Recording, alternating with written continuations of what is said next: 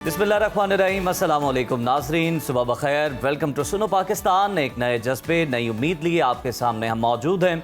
मैं हूं उज़ैर मलिक और प्रोग्राम में मेरे साथ मौजूद हैं। गुड मॉर्निंग, मैं हूं नजफ राजा। उम्मीद करती हूं आप मज़े में होंगे, बेहतरीन होंगे और आपका दिन अच्छा गुजर रहा होगा। और दुआ है कि आप हमेशा खुश रहें और हमेशा कामयाबियां समेटें। आज का शो आपके लिए ख़ास होने वाला है नाजरीन, क्योंकि आज का प्रोग्राम मुकम्मल एक गुलदस्ता है, मालूमात का, तफरी से भरपूर होगा, जिसमें हम मुल्की सियासत पर भी बात करेंगे। केपी और पंजाब में सेनेट इलेक्शन की तैयारियां जारी हैं। इलेक्शन में कितना बड़ा अपसेट देखने में आ सकता है। मानसून बारिशों से खैबर पख्तूनख्वा में ग्लेशियर पिघलने का बड़ा खतरा पैदा हो गया है और इस हवाले से भी क्या इकदाम किए जा सकते हैं, इस पर भी गुफ्तगू करेंगे। मुल्क की नामवर एंकर पर्सन जैस्मीन मंजूर तशद्दुद का शिकार हुई हैं और हम बात करेंगे कि मियाँ बीवी के रिश्ते में बढ़ती हुई तल्खियों की वजह क्या है और इसको कम कैसे किया जा सकता है।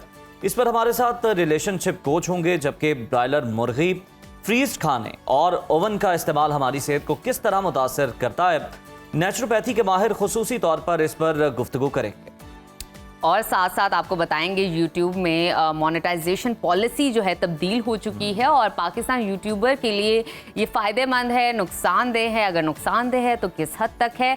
मौरूसी बीमारी थैलेसीमिया ने पाकिस्तान में ख़तरे की घंटी बजा दी है और इसको कैसे कंट्रोल किया जा सकता है, इस पर भी खसूसी गुफ्तगू करेंगे। इसके साथ साथ दिलचस्प और वायरल स्टोरीज भी हम हमेशा की तरह शामिल करेंगे। वो खबरें, वो किस्से कहानियां होंगी जो कि सोशल मीडिया पर ट्रेंड कर रही हैं और हम आपके साथ शेयर करेंगे। तो आइए प्रोग्राम का बाकायदा आगाज मौसम की सूरत हाल से करते हैं। आज मुल्क के मुख्तलिफ शहरों में मौसम क्या रंग दिखाएगा, ये बताएंगी नजफ राजा। आइए आपको वेदर अपडेट्स देते हैं।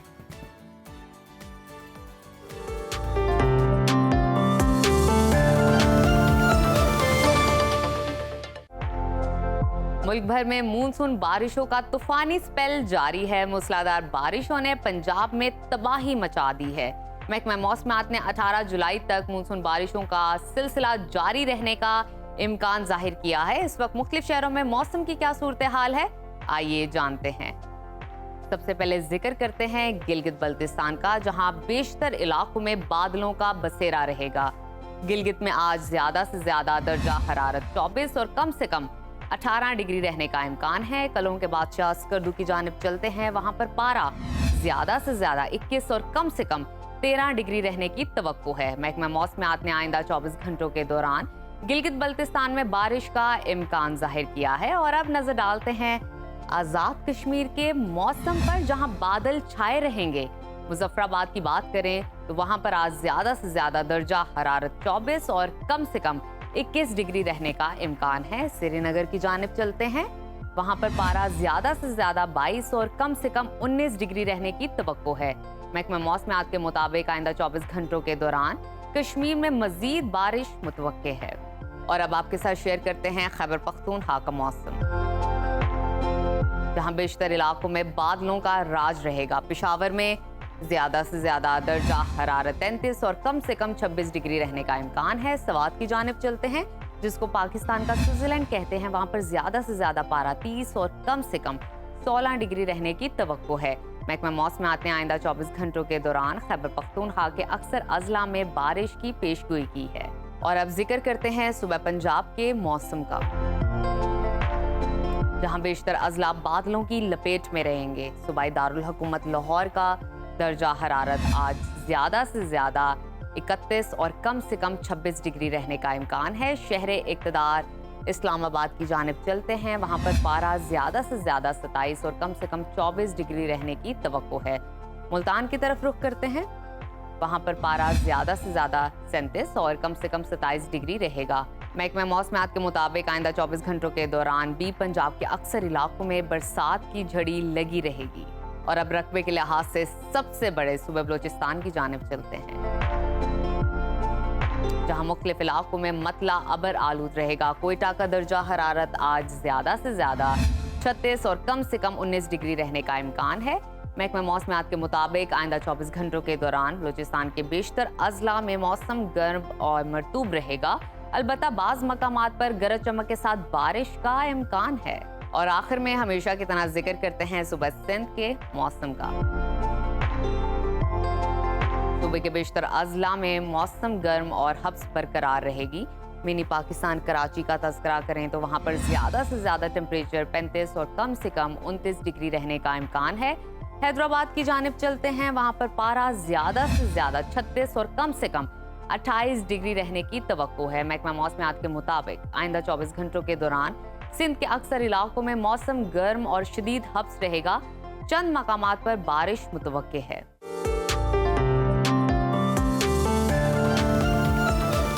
मानसून सीजन ने मुल्क के मुख्तलिफ हिस्सों में अपना रंग जो है वो दिखाने का सिलसिला जारी रखा हुआ है और शदीद बारिशों का सिलसिला जो है पाकिस्तान के मगरबी इलाकों की जानिब बढ़ता जा रहा है। महकमा मौसमियात का ये बताना है कि अगले 2 दिनों के दौरान बारिशों का ये सिलसिला जनूबी पाकिस्तान का रुख करेगा। 18 से 20 जुलाई तक सिंध के बेशतर इलाकों में गरज चमक के साथ बारिश की पेशगोई की गई। और इसके साथ साथ आपको बताते हैं कि उधर खैबर पख्तूनख्वा में मानसून सीजन शिद्दत इख्तियार करता जा रहा है। PDMA खैबर पख्तूनख्वा ने खबरदार किया है कि ग्लेशियाई इलाकों में ग्लेशियाई झीलों के फटने का खतरा बढ़ गया है। ख़ास तौर पर अपर चित्राल, लोअर चित्राल, दीर, सवात और कोहिस्तान की ज़िले इंतज़ामिया को अलर्ट जारी कर दिया गया है ताकि किसी भी मुमकिन हंगामी सूरत हाल से निपटा जा सके। बात करने के लिए हमारे साथ मौजूद हैं chief meteorologist doctor Zaheer Ahmed Babar साहब। बहुत शुक्रिया डॉक्टर साहब आपके वक्त का। सबसे पहले तो आपसे जानना चाहेंगे कि इस वक्त बताइएगा कि मुख्तलिफ सूबों की अगर हम बात करें, चारों सूबों की, तो कहाँ कहाँ पर बारिशें हो रही हैं, सूरत हाल क्या है, कितने मिलीमीटर बारिश हो रही है और क्या अपडेट्स हैं कि ये सिलसिला कब तक जारी रहेगा आने वाले दिनों में ये स्पेल? देखिए, इस वक्त तो एक्टिव मानसून वेदर सिस्टम जो है वो मुल्क के बाला हिस्सों में मौजूद है। खासतौर पर रावलपिंडी, इस्लामाबाद, उसके गिरदनवा में, कोटवा रीजन में इस वक्त एक्टिव वेदर सिस्टम मौजूद है। यहाँ पे शदीद बारिशें जो है वो हो रही हैं।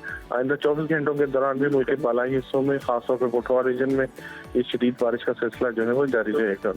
तो अगले 24 घंटे खासतौर पर जो है वो मुल्क के जो बालाई हिस्से के रहने वाले हैं, रावलपिंडी, इस्लामाबाद में, लाहौर, सियालकोट, इन इलाकों में जो है वो बारिशों का इम्कान है।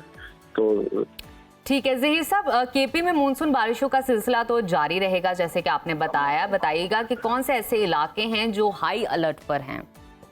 देखिए, अभी तो मानसून कुछ एक्टिव फेज से गुजर रहा है और इसमें जो है वो खास तौर पे जो मुल्क की बालाई से, जैसे कि मैंने भी बताया कि जो एक्टिव वेदर सिस्टम है इस वक्त रावलपिंडी, इस्लामाबाद, उसके गिरदनवा में मौजूद है। तो ये इन इलाके जो है वो एरियाज ऑफ कंसर्न है इस वक्त, खासतौर पर रावलपिंडी, इस्लामाबाद में, जो कि मुसलसल बारिशें का सिलसिला जो है वो जारी है। इसी तरह जो पोठवार के रीजन है इसके अंदर भी बारिशों का सिलसिला जारी है। बाद फिर ये जो खैबर पख्तूनख्वा के बालाई पहाड़ी इलाके हैं, इन इलाकों में भी 24 से 48 घंटों के दौरान बारिशों का इम्कान है। डॉक्टर साहब ये भी बताइएगा कि बड़ी इस तरह की तशवीशनाक जो इतलात हैं वो मौसूल हो रही हैं कि खैबर पख्तूनख्वा में खुदा न खास्ता ग्लेशियाई झीलों के फटने का खदशा मौजूद है। किन इलाकों में इस वक्त इस तरह का खतरा मौजूद है? क्योंकि अभी तक टेम्परेचर जो है वो बालाई इलाकों के, जो खैबर पख्तूनख्वा के पहाड़ी इलाके हैं, GB के बलूचिस्तान के पहाड़ी इलाके हैं, वे टेम्परेचर जो है नॉर्मली हाई हैं। उसके साथ साथ वेदर सिस्टम भी अप्रोच किए हुए, बारिश का सिलसिला भी मुल्क के जनूबी हिस्सों में वो जारी है। तो इनकी वजह से गल्फ में जो इवेंट्स हैं, जो ग्लेशियल लेक आउटबर्स्ट फ्लड्स हैं, उनके चांसेस जो है रहते हैं। खासतौर पर चित्राल के इलाके में, दीर है, कोहिस्तान है, इस तरह के इलाकों में भी जो गल्फ के इवेंट्स को जो है वो नजरअंदाज नहीं किया जा सकता। बिल्कुल ठीक है, बहुत शुक्रिया आपका डॉक्टर ज़हीर अहमद बाबर साहब। आप हमें बता रहे थे कि मौसम की सूरत हाल मजीद आने वाले दिनों में क्या रहने वाली है और किन इलाकों में शदीद खतरा है और किन शुमाली इलाकाजात में ग्लेशियर्स फटने के इम्कान जाहिर किए जा रहे हैं। प्रोग्राम के सिलसिले को आगे लेकर चलते हैं और हैरानकुन खबर पर बात कर लेते हैं, डिस्कशन कर लेते हैं। कराची में डिफेंस के इलाके में चोरी के मुकदमात में गिरफ्तार घरेलू मुलाजिमा अवार्ड याफ्ता निकली हैं। जी हाँ, आपने बिल्कुल ठीक सुना, ये रिकॉर्ड याफ्ता नहीं बल्कि अवार्ड याफ्ता हैं। पुलिस हुकाम के मुताबिक महरीन नामी घरेलू मुलाजिमा 2024 में डिफेंस के इलाके में 65 लाख रुपए मालियत के जेवरात चोरी करके फरार हो गई थी। मुलजिमा को चंद रोज कबल फिरोजाबाद पुलिस ने गिरफ्तार किया है। इस हवाले से मजीद आपको बताते हैं कि महरीन नामी घरेलू मुलाजमा का ताल्लुक फैसलाबाद से है। फिरोजाबाद थाने में इस पर चोरी के 3 मुकदमात दर्ज हैं।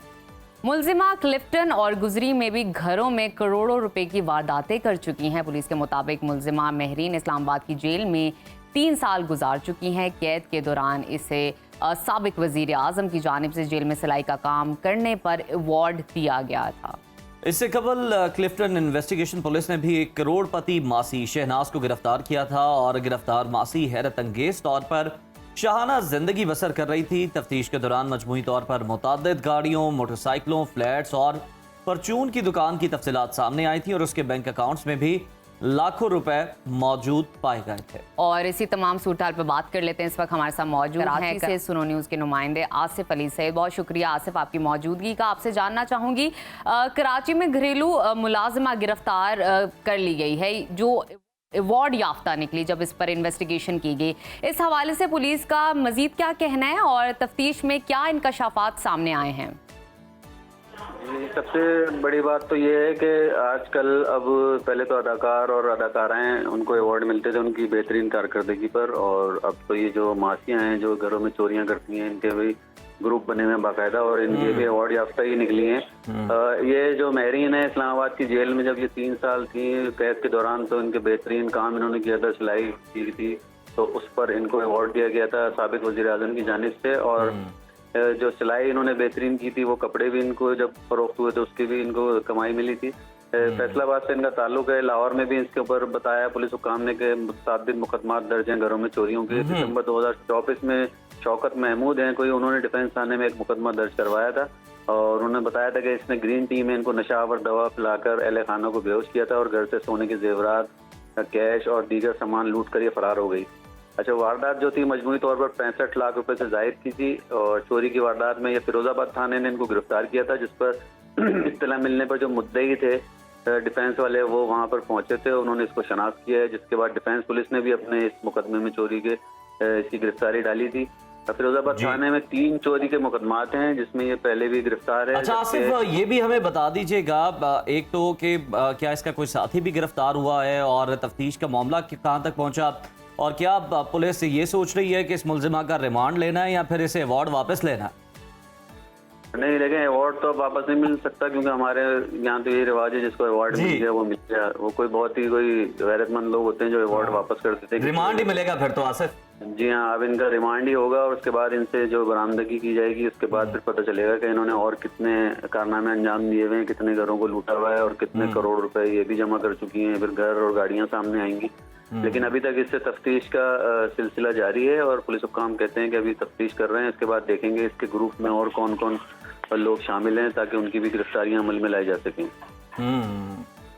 बिल्कुल ठीक है, बहुत शुक्रिया आसिफ अली सैयद, आपने हमें तफसीलन आगाह किया। इससे मुतालिक पुलिस की जो तफ्तीश है वो कहाँ तक पहुँची और दीगर जो मुलजिमान हैं उनकी गिरफ्तारी के लिए भी पुलिस कोशिश कर रही है, क्योंकि इस तरह के गैंग में नजफ आपने देखा होगा कि इस तरह के वाकयात के अंदर पूरा गैंग इन्वॉल्व होता है, कोई एक रुकन नहीं होता। ये सारे मिलकर इस तरह की वारदात करते हैं और उस घर को जो है ये पूरा ट्रैप करते हैं प्लानिंग के साथ। और वैसे भी ये एक तरह की एहतियाती तदाबीर है कि अगर आप अपने घर में कोई काम वाली रखते हैं, कोई 24/7 भी रख रहे हैं या 2 घंटे के लिए आ रही है, 3 घंटे के लिए आ रही है, तो उसकी एक दफ़ा तफ्तीश ज़रूर कर लीजिए, बैकग्राउंड ज़रूर देख लीजिए, उसके गाँव का पता कर लीजिए, देख लीजिए, कोशिश कीजिए सोसाइटी में उसके रिश्तेदार भी कहीं पर काम कर रहे हैं, बड़ा ज़रूरी है ताकि आप उनको कंप्लेन कर सकें। सिंपल तरीका ये है कि अगर आप पंजाब की हद तक बात करें तो पंजाब पुलिस की ऐप भी है, आप जाके वहाँ से रिकॉर्ड भी चेक कर सकते हैं, उसके ID कार्ड नंबर को मेंशन करके वहाँ पे ID कार्ड की कॉपी आप उनसे लाजमी लें। थाने में इंदराज जो है आप लाजमी करवाएं, थानों में जाने से घबराया ना करें। फ्रंट डेस्क वहाँ पर मौजूद है, वहाँ पर जाएं और उसके कवायद वहाँ पर जमा कराएंगे। कल को खुदा ना खास्ता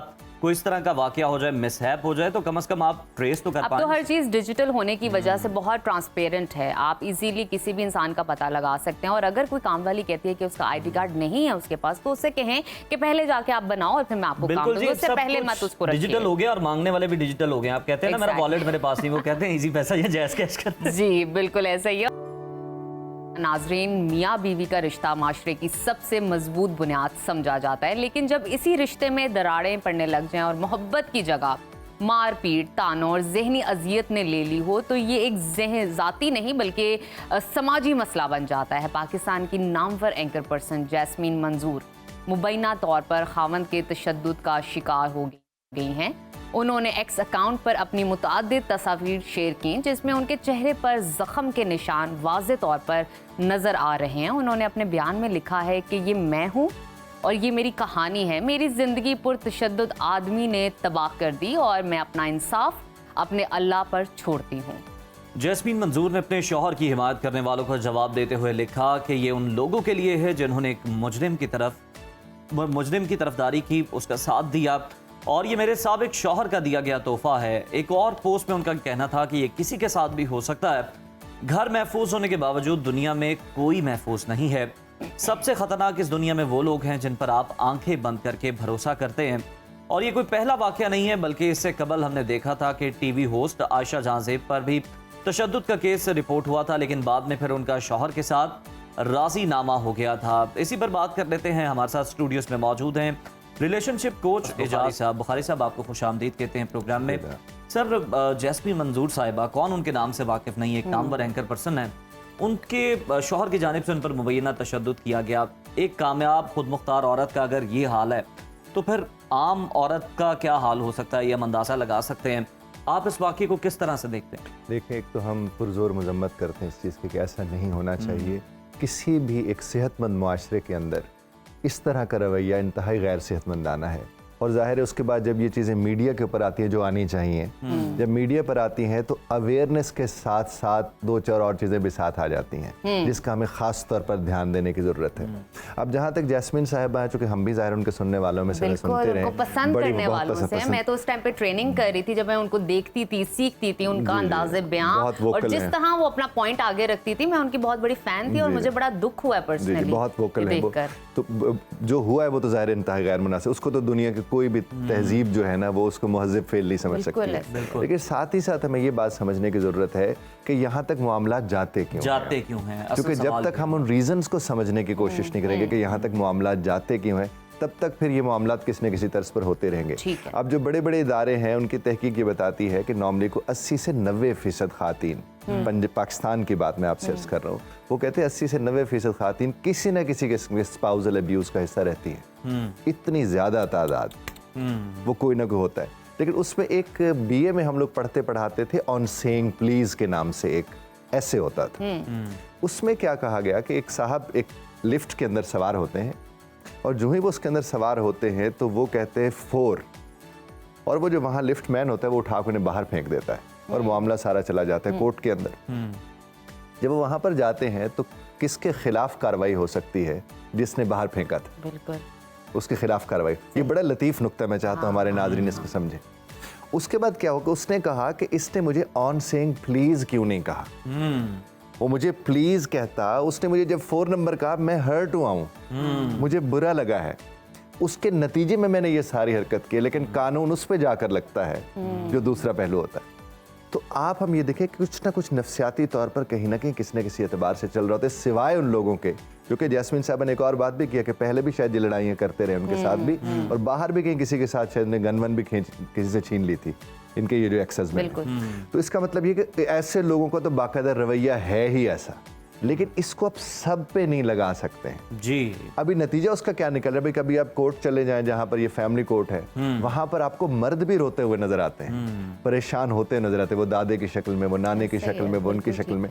तो जब इस तरह के वाकयात होते हैं तो जहां अवेयरनेस जाती है वहां दूसरे पहलू भी लोगों के सामने लाने चाहिए, हमें रखने चाहिए कि वहां पर ये मामला हमारे साथ आपसे गुफ्तगू मजीद आगे बढ़ाएंगे। जैस्मीन मंजूर साहिबा ने हमें ज्वाइन कर लिया। जैस्मीन साहिबा, शुक्रिया आपके वक्त का, और जो अफसोसनाक वाक़या आपके साथ पेश आया हम इसको कंडेम करते हैं। ये बताइएगा कि मामलात किस तरह से इतने बुरी तरह से बिगड़े और इस नहज तक पहुंचे?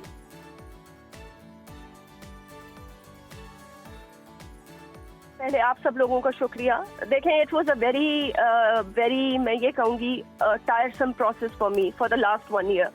आई वाज कॉन्टेम्पलेटिंग कि क्या मैं इस चीज़ को शेयर करूँ या नहीं करूँ। पिछले 1 साल से जो मैं पुलिस स्टेशन के धक्के खा रही हूँ, कोर्ट के धक्के खा रही हूँ, जो कुछ भी मेरे साथ हो रहा है मैं आपको एक्सप्लेन नहीं कर सकती। लेकिन अब मेरा ना, मैं कहती हूँ कि मेरा जो सबर है ना वो भी जवाब देने लग गया, क्योंकि मैंने बहुत सोचा कि देखें 28-30 साल से मैं सहाफत कर रही हूँ, मैंने अपनी मुल्क की खातिर बहुत कुछ किया और I am proud of this. And मुझे ये था कि जी ये क्या मैं शेयर करूँ या ना करूँ, बट देन आई रियलाइज कि मुझे कोई हक नहीं है सहाफत करने का, मुनाफकत करने का, झूठ बोलने का, कि if I can't protect the other women so how can I not share my own story. इस लहर तक हम मामला सिर्फ तभी पहुंचते हैं जब आप उनको पहुंचने देते हैं। और ये मेरी अपनी गलती है कि मैंने अपनी जिंदगी में रेड फ्लैग्स को इग्नोर किया।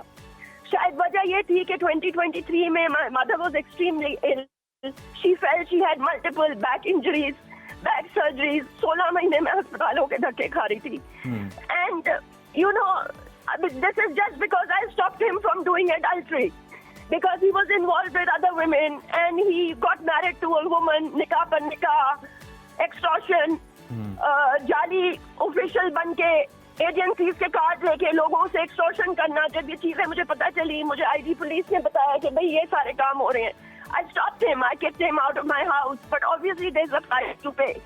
सबसे बड़ा रेड फ्लैग तो ये है कि 28 साल में मैंने जितनी मेहनत से पैसे कमाए, ये तो everything from me in the name of business. चले ठीक है, कोई बात नहीं, रिस्क देने वाला अल्लाह की जात है, वो मिल जाएगा, कोई बात नहीं। बट द फैक्ट इज कि रेड फ्लैग्स को ना हमें इग्नोर नहीं करना चाहिए। जैस्मिन साहिबा, मैं अभी इसी हवाले से बात कर रही थी कि मैं न्यूज़ की ट्रेनिंग कर रही थी, जब मैं आपकी बहुत बड़ी फ़ैन थी, आपको एडोर करती थी, एडमायर करती थी। मैं आपसे ये पूछना चाहती हूँ कि 28 साल बहुत टाइम होते हैं किसी इंसान को जानने के लिए, परखने के लिए। जाहिर बात है एक खातून जो है वक्त भी देती है मर्द को कि ठीक हो जाएगा, उसका रवैया ठीक हो जाएगा, अभी प्रॉब्लम्स होंगी, with the passage of time ठीक हो जाएगा। आप मुझे बताइए कि आपने ऐसा क्या मौका था जो कि आपको पिन पॉइंट खुद हुआ कि अब ये रेड फ्लैग है और अब मुझे इस पर बात करने की जरूरत है? वो कौन सा मौका था, वो कौन सी सिचुएशन थी? बताती हूँ। पहली दफा देखें, we were only married for 5 years। जब मैं शादी के बाद पहली दफा उम्रे पे गई तो इससे मुझे खाना काबा में मारा और वहाँ पे मुझे बहुत दुख हुआ, because I kept on telling him कि सऊदी अरेबिया है, अगर तुम ये हरकतें करोगे तुम्हें यहाँ से पकड़ के ले जाएंगे, ये पाकिस्तान नहीं है। So he got scared. When I came back, I kicked him out of my house and I told my mother, she was alive then. I said, I can't live with this man. 2-3 दिन ये घर से बाहर रहा, फिर ये कुरान पाक लेके आ गया, फिर इसने माफिया मांगी, मेरी माँ के पाँव पड़ गया। You know the usual bullshit जो इमोशनल ब्लैकमेलिंग होती है ऑफ अ मैन। मैंने कहा चले ठीक है, नई शादी, I don't know may be क्या हो गया था क्या नहीं हो गया। मुझे आज तक ये समझ में नहीं आई कि मुझे अल्लाह के घर में मार क्यों पड़ी, क्यों मारा इसने मुझे, just because he told me that I can't talk to any man and I can't go to the pharmacy to buy a medicine. खैर एनीवे, यहाँ से बात शुरू हुई, फिर मुझे काम करने से मना किया गया। मैंने कहा नहीं, I am sorry, I can't leave my job. Well, all these red flags were there, but then suddenly he changed his colors and he became the perfect husband that you can imagine. So obviously उसके बाद ये सब कुछ होने के बाद मुझे पता चला कि जी पहले पूरा मेरा प्रोफाइल पड़ा गया, मुझे हनी ट्रैप किया गया, मेरे बैंक अकाउंट्स चेक किए गए, मेरे कॉन्टैक्ट्स चेक किए गए, उन कॉन्टैक्ट्स के थ्रू अपने कॉन्टैक्ट्स बनाने की कोशिश की गई, मेरा नाम इस्तेमाल करने की कोशिश की गई, कोशिश करता रहा।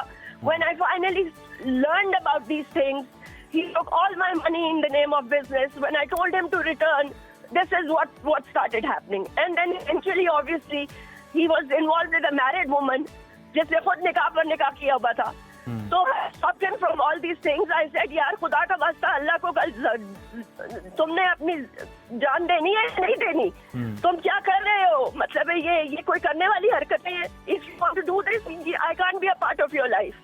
And that's what when I had to suffer this, but then I made up my mind and kicked him out of my life. अब मैंने 7 FIR काटी हुई है इस आदमी के ऊपर। अभी भी आपसे बात करते हुए मैं हाई कोर्ट जा रही हूँ। बट द कैलेस सोसाइटी और इस गवर्नमेंट से आपको मैं यकीन कराऊं, एक औरत के लिए ऑफ माय स्टैचर, जो मैंने पुलिस के धक्के खाए ना 1 साल से, मैं आपको बता नहीं सकती कि मैं एक दिन मेरा कैसा गुजरा है मेरी जिंदगी में। मेरे सबर का पैमाना इतना लबरेज हुआ है that I had to do this because from the Jinnah, and Jinnah अस्पताल में पड़ा हुआ 6 महीने से ब्राइबरी करके। He's not even gone to the prison. Okay Jasmine साहिबा, एक तो हम आपको ये यकीन दिलाते हैं कि हम आपके साथ हैं, हम इस केस को छोड़ेंगे नहीं, इसको परस्यू करेंगे, इस पर बात करते रहेंगे।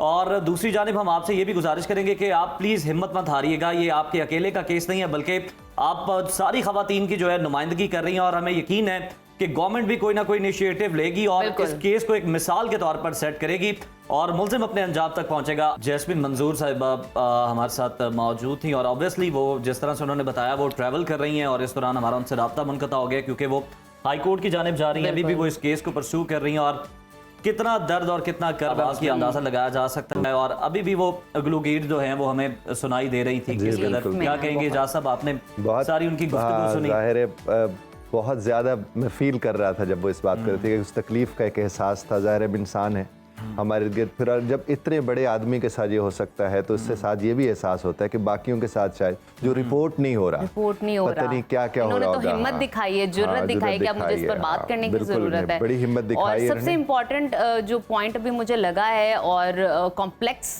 पॉइंट लगा है कि किसी ने हनी ट्रैप किया है। जी जी, प्रॉपर हनी ट्रैप, मतलब डिटेल वर्क हुआ है उनकी पर्सनालिटी को लेकर। क्या कहेंगे? बिल्कुल ऐसा, आप बजा फरमा रहे। और बाकायदा पूरा सारा एक प्लानिंग के तहत सब चीज़ें चल रही थी जो उनकी गुफ्तगू से मुझसे निकालें। और सबसे ज़्यादा तकलीफ से जुमला था वो जो काबा शरीफ में उन्होंने कहा कि मुझे वहाँ पर मारा गया। और सब अच्छा वजूहात जो है वो हमारे सामने उस तरह से नहीं आ रही, शायद आप सुन रहे थे तो आप तक आई हो। वजह वो क्या बता रही है कि उनको मारने की हद तक वो गया क्यों? देखिए, एक तो होता है कि वैसे वो नफ्सियाती मरीज़ है वो शख्स, जो बात सामने आ रही है अभी तक को। अगर तो वो नफ्सियाती मरीज़ है तो उसका तो ज़ाहिर इलाज होना चाहिए। और हमारे इस मुआशरे में नफ्सियात की वो बीमारी समझा ही नहीं जाता है। और हम हर सब के सब जितने भी हम हैं, कहीं ना कहीं देखें, जब एक मर्द हाथ उठाने जाता है या औरत हाथ उठाने जाती है, उससे पहले बड़ा कुछ हुआ होता है। वो जो पहले बड़ा कुछ हुआ होता है उसकी तरफ लोगों का ध्यान नहीं जाता, वो जो उस वक्त हो जाता है उसकी तरफ लोगों का ध्यान चला जाता है। जो उनकी बातों से हमें पता चला है, कंक्लूजन ये निकला है कि एक तो वो काफ़ी शातिर और चालाक आदमी निकला क्योंकि उसने हनी ट्रैप किया। पूरी पर्सनालिटी, बैंक अकाउंट्स उनके देखे, उनकी देखिए कि वो सहाफ़ी हैं, अच्छा कमा रहे हैं, जो भी उनका घर बार है। सेकेंडली उन्होंने बताया कि इतने टाइम से मैं नोटिस कर रही थी बहुत सारे रेड फ्लैग्स उनकी लाइफ में, लेकिन एक औरत होने के नाते मैं भी ये समझ सकती हूँ, आप मर्द को वक्त देते हो, समझाते हो, टाइम देते हो, ठीक हो जाएंगी मामलात।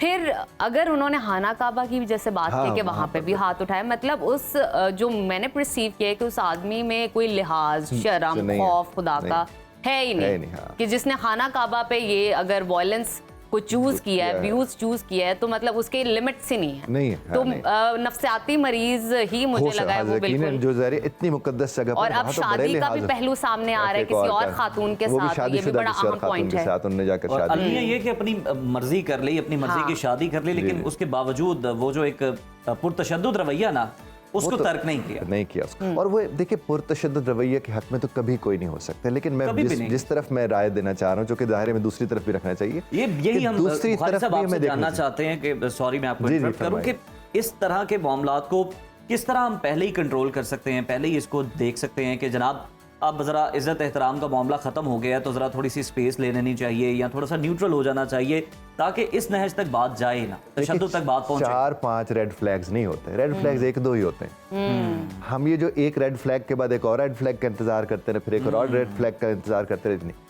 दूसरी बात है कि मेरे ख्याल में हुकूमत वक्त को अब ये चाहिए कि शादी से पहले इस तरह बाकी टेस्ट उन्होंने रखे हैं, इस तरह ये नफ्सियात के टेस्ट भी रखवाएं। ये जरूर रखवाएं कि उसका जहन कैसा है, वो कोई ट्रॉमाटाइज तो नहीं है जो सारी जिंदगी सबको ट्रॉमा देता रहेगा।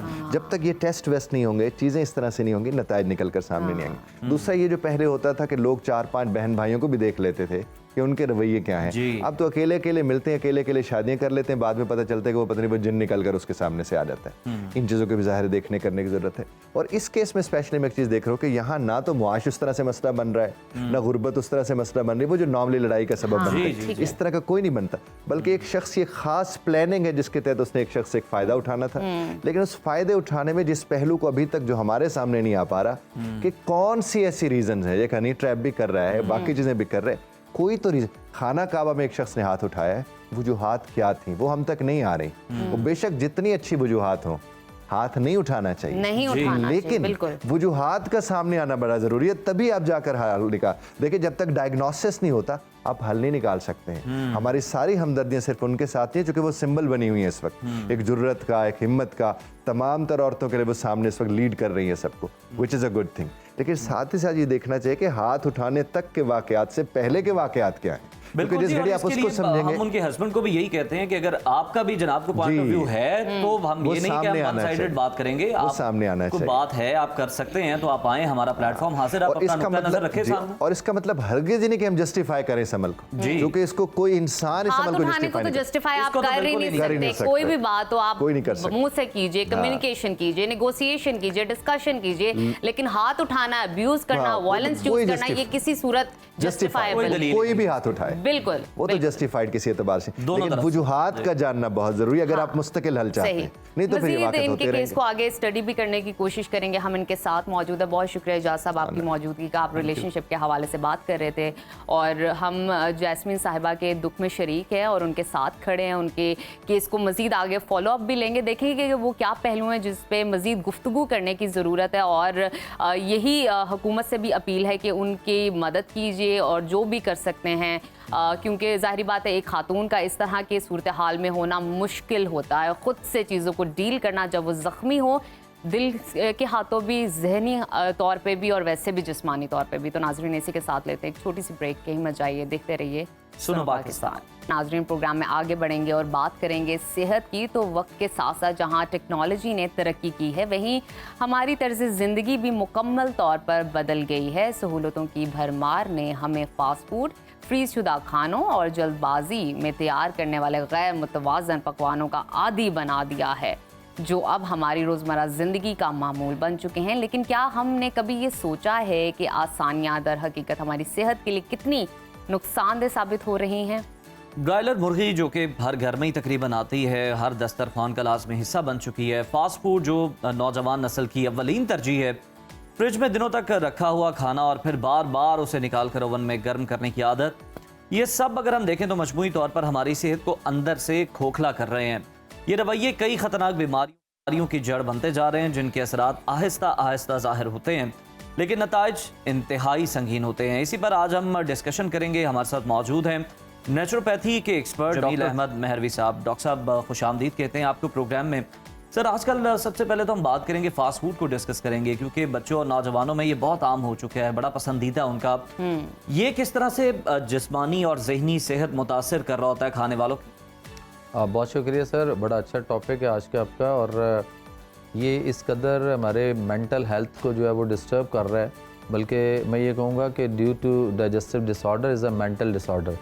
ये जो खुदकुशियाँ हो रही हैं ना, अचानक हमें पता चलता है कि बड़े अच्छे ऑफिसर्स तक जो है वो अपने आप को उन्होंने बिल्कुल कुछ प्रॉब्लम कर ली अपने साथ और वो दुनिया से चले गए, कंट्रोल नहीं रहा। तो उसकी वजह जो हमारे यहाँ ये जो फास्ट फूड है ना, सारे का सारा जंक फूड और फ्रोज़न फूड, जंक फूड में और ये फास्ट फूड में आप देख लें कि जितना भी उसमें बहुत ज़्यादा जो यूज़ हो रहा है वो आपका डबल रोटी का मैदे का इस्तेमाल जो हो रहा है। शवारमा भी आप देख लें कि वहाँ भी एक तो चिकन आ रहा है और दूसरी साइड पे उसके जो डबल रोटी है वो खमीर है, वाइट ब्रेड है, और वो सफ़ेद मैदा जो है वो हमारे लिए बहुत ज़्यादा हार्मफुल है, जहर है। और एडिक्शन इस कदर हमारे बच्चों को इसकी होगी हुई है कि मैंने पिछले दिनों एक केस देखा है, वो कैलिफोर्निया से था मेरे पास, सॉरी ये न्यूयॉर्क से था एक केस।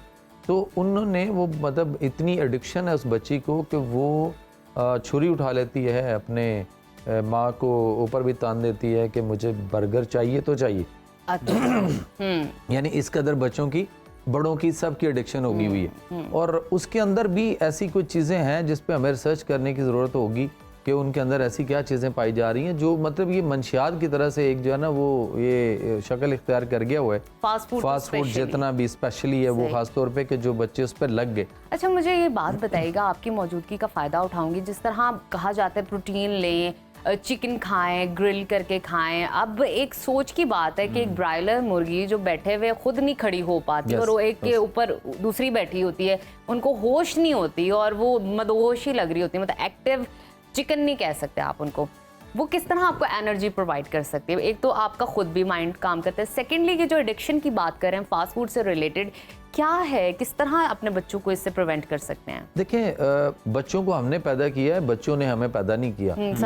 ये बात हमें ज़हन में रखनी चाहिए ना। माएँ बड़े आराम से कह देती हैं कि नहीं जी बच्चे नहीं सुनते। बच्चे अगर बच्चे आज आपकी ये छोटी सी बात नहीं सुन रहे तो बड़े होने पे आपकी और बातें कहाँ से मानेंगे, कहाँ सुनेंगे ना, फिर मसाइल पैदा होंगे। सही। सो अब अगर इसको हम अगर देखते हैं तो वहाँ पे भी ये ब्रायलर बात आपकी ठीक है कि जो अपनी टांग पे खड़ी नहीं होती। मैं एक दफ़ा एक पेशेंट मेरे पास फैमिली बैठी तो मैंने उसे देखा तो मैंने कहा जितने आपके वो चेहरे पे पिंपल्स और हार्मोनल इश्यूज हैं, मैंने कहा आप चिकन खाना छोड़ दें। तो कहती फिर क्या खाऊं? मैंने कहा मुर्गी खाएं। तो मुझे कहती हैं मुर्गी खाएं, तो मुर्गी भी तो अंकल चिकन ही होती है ना। मैं कहा नहीं, मुर्गी और है, चिकन और है। कहती वो कैसे? मैंने कहा चिकन वो है जिसके पीछे एक छोटा सा बच्चा मतलब कुछ महीने का क्रॉलिंग जो करता है, बच्चे को भी छोड़ दें तो वो क्रॉलिंग करता हो, ये चिकन को पकड़ लेगा। मैं कहा मुर्गी बेटा वो है जिसके पीछे आप क्या करते हो? कहते मैं यूनिवर्सिटी के स्टूडेंट हूँ। तो मैंने कहा पूरी यूनिवर्सिटी के सारे बच्चे उसके पीछे लग जाएं, वो पकड़ी ना जाए, वो मुर्गी है और प्रोटीन उसमें है, प्रोटीन उसमें है। इसमें कहाँ से प्रोटीन आ गई ना? अगर वो उसके अंदर प्रोटीन होती तो वो अपनी टांगों पे ना खड़ी होती। बिल्कुल। तो इश्यूज उसके अंदर जो है ना वो बहुत सारे इस तरह से आ रहे हैं। इवन यहाँ तक कि जो इस वक्त पहले इसको जो स्टीरॉइड दी जाती थी, अब वो स्टीरॉइड का अल्टरनेट जो निकल आया वो आया है।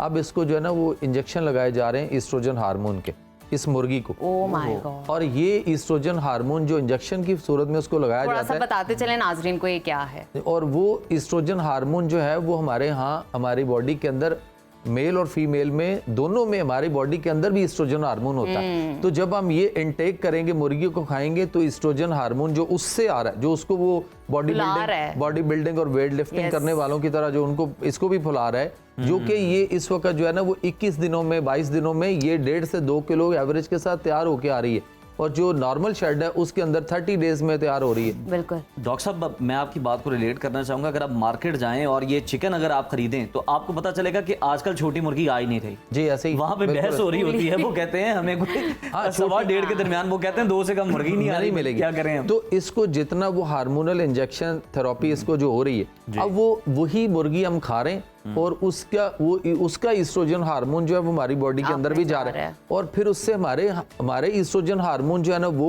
प्लस माइनस हो रहे हैं, क्लैश कर रहे हैं। हमारा पूरा एंडोक्राइन सिस्टम, उसके अंदर जितने हार्मोनल सिस्टम है पूरे को हमने दांव पे लगा दिया। और उससे क्या हो रहा है कि हमारी जो बच्चियां हैं उनके अंदर पीरियड्स की एबनॉर्मेलिटी आ रही है, उस चेहरे पे बाल आ रहे हैं, उसके बाद उनकी बालक बहुत जल्दी होना शुरू हो गई हैं। बालक होने से याद है, मैं आपको 2 केस बता देता हूँ मेरे पास में मैं पर्सनली देखे हैं। मेरी भी बेटी हैं, लेकिन वो बात करते हुए मुझे मतलब आप सुनेंगे हैरान हो जाएंगे, कौन सुनेगी। 2 बच्चियां मैंने पर्सनली अपने पास देखी है मैंने।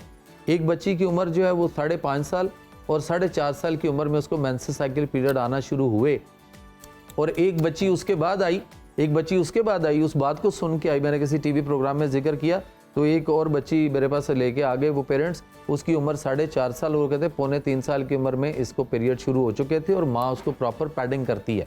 Oh my God. और ये पीछे यही और पीछे उसके यही सारी चीजें थी जो वो हम कर रहे हैं। अब वो ईस्ट्रोजन हार्मोन क्या कर रहे हैं, वो हमारे मर्दाना बांझपन भी कर चुका हुआ है। हम हमारी अगली नस्लें आने वाली, हम कहते हैं ना नाना दादा नानी दादी दादा दादी हम कब बनेंगे, कैसे बनेंगे, वो आफ्टर मैरिज जो मसाइल पैदा हो रहे हैं वो प्रैक्टिकल लाइफ में जाके वो फिर अगर प्रेगनेंसी होती है तो बच्चा ग्रोथ नहीं कर रहा, प्रेगनेंसी जो है वो मिसकैरेज हो रही है। तो इस तरह के जितने मसाइल आ रहे हैं ये सारे के सारे इन चीजों से आ रहे हैं ना। इस मुर्गी को मैं इस मुर्गी के खिलाफ नहीं हूँ। इस मुर्गी को आप घर में लेकर आए, इसका चिक लें और उसको घर में पाले ना जरा, जो हमारी ऑर्गेनिक फूड है उसके ऊपर रख के। बिलीव मी सर, 1 साल में जाके कहीं ये 1.25 किलो जो लोग ढूंढ रहे हैं ना आजकल, ये 1.25 किलो के करीब एवरेज करेगी गोश्त की। 1 साल बाद भी आप कहेंगे नहीं यार इसको काटेंगे ज़िबा करेंगे तो उसमें गोश्त क्या निकलेगा। एक तो ये इसके अंदर है। दूसरा इसके अंदर सर जो है ना वो जो है वो कार्सिनोजन एक प्रॉब्लम आ रही है इसके अंदर, और वो हम जब इनटेक कर रहे हैं तो वो कार्सिनोजन हमारी बॉडी में लेवल बढ़ रहा है और हमें कैंसर में मुब्तला कर रहा है और हम कैंसर का शिकार हो रहे हैं। हम कहते नहीं अचानक इसको कैंसर पता लग जाए। और दूसरे को सुनते हैं कि कैंसर करीबी मालिकान और ब्रायलर एसोसिएशन वाले ना कोई जवाब तो अब वो भी देंगे इस बात पे आपकी वीडियोस पे, क्योंकि वायरल भी होती है खासी।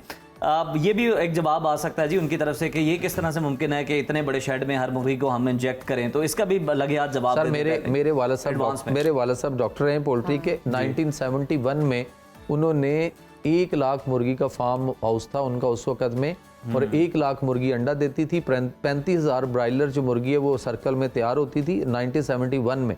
72 में तो वो मुर्गी तैयार हो चुकी थी, 1 लाख अंडा दे रही थी। तो वो अंडे उस वक्त सारे बाहर जाते थे, वो सारा जो मुर्गी तैयार होके गोश्त उसका, लेकिन 1 साल में वो एवरेज करती थी बड़ी मुश्किल से कोई 850-900 ग्राम वजन उसका गोश्त का आता था। अब उसके बाद जब फीड आई, फीड के प्रोसेस आए तो उसके अंदर ऐसे केमिकल और ऐसी चीजें आई कि मेरे वाले साहब ने वो जो काम था उन्होंने वो 1984 से 86 के दरमियान वाइंड अप कर दिया कि इस काम में नहीं जाना। और उसके बाद वो सारा कुछ छोड़कर हम जिस क्राइसिस में और जिस मसाइल से गुजरे वो हमें पता है कि एक इतना बड़ा फार्म हाउस और इतनी जगह और इतना कुछ होने के बाद वो छोड़ दे बंदा, और उसके बाद तो वो पोल्ट्री डॉक्टर थे और हमें पता है कि इनके अंदर क्या क्या चीज़ें जो है ना वो आती हैं, क्या चीज़ें इसके अंदर मौजूद है। आप हम ये सोच रहे हैं, आप देखें कि जो इस वक्त जो लेने जा रहा है ना मुर्गी को किसी फार्म से, यानी सप्लाई लेने जो जाते हैं और वो गाड़ी में सप्लाई लेके आ रहे होते हैं, ये मुर्गियां रास्ते में मरती थी। जब इसको हवा तेज पड़ती है तो ये इतनी ऑक्सीजन लेवल ही नहीं वो कर पाती हैं उसको कि वो इनके फेफड़े काम करें, तो ये रास्ते में मरती थी। तो वो ठंडी मुर्गी के नाम से भी मार्केट में बिकना शुरू हो गई और सारे शवारमे वाले सस्ता शवारमा जो आया वो इस वजह से। अच्छा, अब उन्होंने उसको बचाने के लिए कि ये खड़ी भी होती है, ये भागती दौड़ती, बीच में थोड़ा बहुत हिलती थी, एक्टिव भी होती थी और पर भी उड़ते थे उसके, तो वो गंजी हो जाती थी वहां पहुंचने तक, जब मैं और आप खरीदने जहाँ जाएं वहां तक। तो अब इन्होंने क्या किया कि उसको 4 डिफरेंट किस्म के एंटीबायोटिक्स हैं जो वहां पे उनको एंटीबायोटिक सप्लाई की गाड़ी चलती है, उन्हें पता है कि इन्होंने रात को पहुंचना है, तो उससे पहले शाम को वो पूरे उनको सारों को वो एंटीबायोटिक्स दिया जाता है और वो 3rd generation high potency antibiotic है। उससे पता क्या होता है कि ये मुर्गी बिल्कुल ना ऐसे करके पिंजरे में सुस्तुल वजूद और वो इस तरह बैठी होती है। अगर हम देखें भी हमारी नजर से गुजरने में तो वो आधी सारी की सारी सो रही होती है, आंखें बंद है उनकी। उसको जो एडिक्ट कर दिया गया ना वो हाइपोटेंसी एंटीबायोटिक देके, और फिर आप ये देखें, फिर उसको पिंजरे में आप देखें कि अगर मैं या आप कोई भी शख्स इस वक्त एंटीबायोटिक खाता है तो उसको लूज मोशन शुरू होते हैं, और आप इन मुर्गियों को पिंजरे में देख लें कि लूज मोशन आ रहे हैं और हम उसी तरह के बिल्कुल ये देख भी रहे होते हैं और फिर आंखों देखी मक्खी जो है ना हम निगल भी रहे होते हैं, चले चिकन ही कह लें वो निगल रहे होते हैं आप, तो ये बड़ा खतरनाक है। बहुत शुक्रिया डॉक्टर साहब, वक्त की किल्लत है वरना हम आपसे जो फ्रोजन फूड है उसके हवाले से भी बात करते हैं, और जो लोग जो हैं कई महीनों तक गोश्त को सेव कर रहे होते हैं फ्रीजर में और खानों को, उस पर भी बात करें तो इंशाल्लाह आने वाले प्रोग्राम में हम आपसे उस पर डिस्कशन करेंगे। बहुत शुक्रिया आपकी आमद का। प्रोग्राम में मुल्की सियासत की बात करते हैं अब। तो 21 जुलाई को खैबर पख्तूनख्वा में 11 और पंजाब में 1 नशिस्त पर सेनेट इलेक्शन होने जा रहा है। तो इससे पहले हम देख रहे हैं कि हलचल जो है वो बढ़ती जा रही है, मेल मुलाकातें भी हो रही हैं, राब्ते भी किए जा रहे हैं। इलेक्शन कमीशन ने खैबर पख्तूनख्वा में मखसूस नशिस्तों से मुताल्लिक नई पार्टी पोजीशन जारी की है, जिसके मुताबिक JUI फे की 2 और पीपल्स पार्टी की 1 नशिस्त खत्म हो गई है। नून लीग को मजीद 1 खातून की नशिस्त मिल गई है, जबकि ANP और PTI के दरमियान 1 नशिस्त पर टॉस होगा। KP में ताज़ा तरीन पार्टी पोजीशन के मुताबिक JUI और नून लीग की KP असम्बली में नशिस्तों की तादाद 16 हो गई है। पीपल्स पार्टी के मेंबरान की कुल तादाद 9 हो चुकी है। ANP और PTI मेंबरान की तादाद 2 है, ताहम टॉस के बाद ANP या PTI की तादाद जो है वो 3 हो सकती है। इलेक्शन कमीशन के नोटिफिकेशन के मुताबिक सुन्नी इत्तेहाद कौंसिल और PTI का खैबर पख्तूनख्वा असम्बली से सफाया हो गया है। सुन्नी इत्तेहाद कौंसिल और PTI के तमाम अरकान 91 को आज़ाद करार दे दिया है, जिसके बाद अब खैबर पख्तूनख्वा असम्बली में नंबर गेम दिलचस्प सूरत हाल इख्तियार कर गई है। KP में हुकूमत बनाने के लिए 73 अरकान की ज़रूरत है, ताहम अपोजिशन अरकान की तादाद तकरीबन 53 तक पहुंचने का इम्कान है। गवर्नर खैबर पख्तूनख्वा कहते हैं कि जिस दिन भी अपोजिशन का एक नंबर ज़्यादा होगा, KP में तहरीक अदम एतमाद लेकर आएंगे।